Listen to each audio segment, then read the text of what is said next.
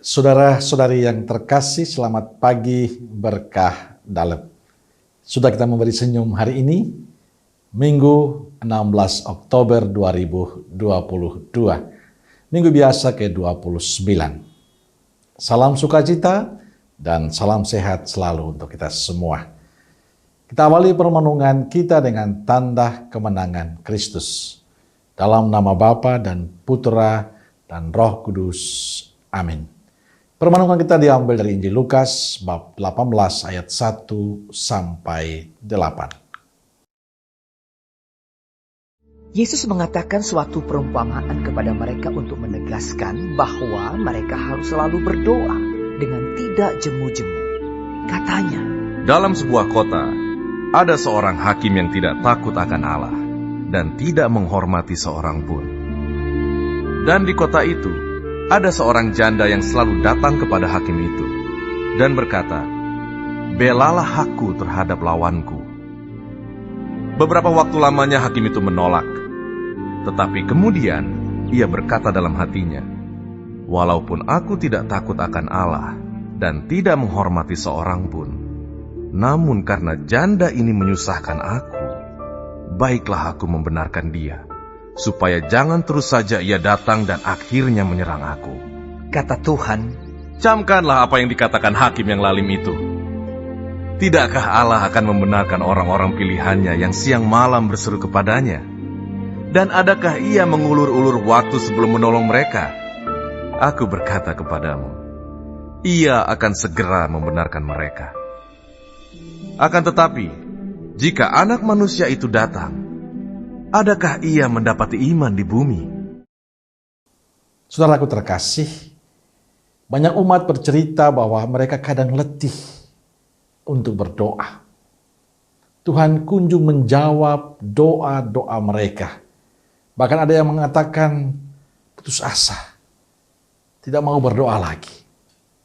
Mungkin juga terjadi pada diri kita. Kita merasa Tuhan tidak peduli dengan kita, tidak mau mendengarkan doa-doa kita. Kita siang malam berdoa, tapi jawaban doa tidak pernah tiba. Hari ini dalam Injil Lukas yang kita dengarkan, Yesus mengatakan suatu perumpamaan tentang seorang janda yang selalu datang kepada hakim. Janda itu meminta hakim tersebut untuk membela haknya. Awalnya hakim itu menolak, akan tapi sikap itu tidak menyurutkan janda itu untuk datang padanya. Pada zaman itu tidak ada yang bisa melindungi seorang janda, termasuk keluarganya. Sebab setelah seorang perempuan menikah, ia bukan lagi anggota keluarga orang tuanya. Keluarga almarhum suaminya pun tidak bisa melindungi haknya. Sebab setelah suaminya meninggal, ia tidak dianggap lagi sebagai keluarga. Atas dasar inilah janda itu terus datang pada hakim itu. Ia terus meminta untuk ditolong hakim itu. Saudara terkasih, penginjil mengatakan bahwa hakim itu tidak takut akan Allah dan tidak menghormati siapapun. Hatinya tidak tergerak meskipun janda itu memohon agar dia sudi membela haknya. Namun karena janda itu sering datang, hakim tersebut menjadi risih. Hakim tersebut merasa janda itu sudah menyusahkannya.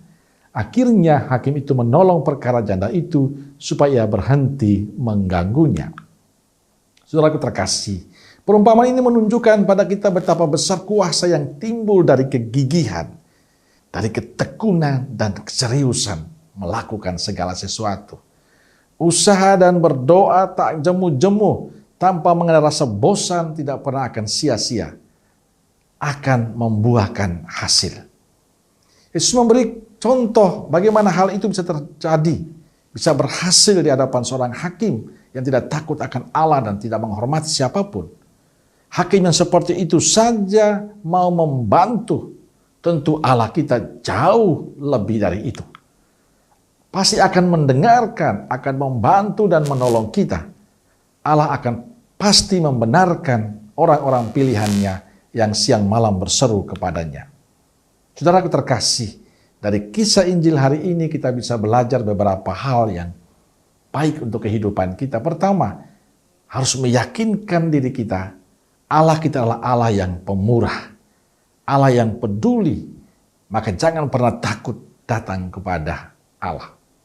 Kedua, jangan pernah menyerah bila doa-doa kita belum dijawab Tuhan.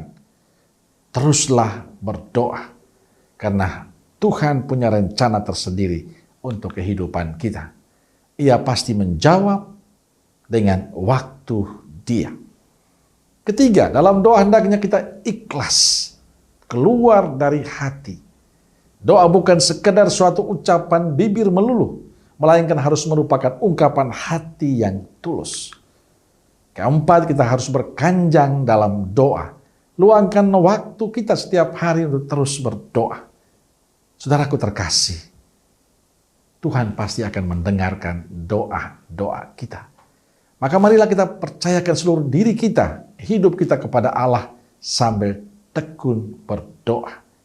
Allah akan selalu menjawab dengan cara dan waktu Allah. Dan semuanya pasti indah. Maka teruslah berdoa, berdoa, dan berdoa. Amin. Semoga Allah yang Maha Kasih memberkati saudaraku sekalian, Bapa, Putra, dan Roh Kudus. Amin. Keluarga Kudus Nazaret, doakanlah kami. Amin. Berkah dalam.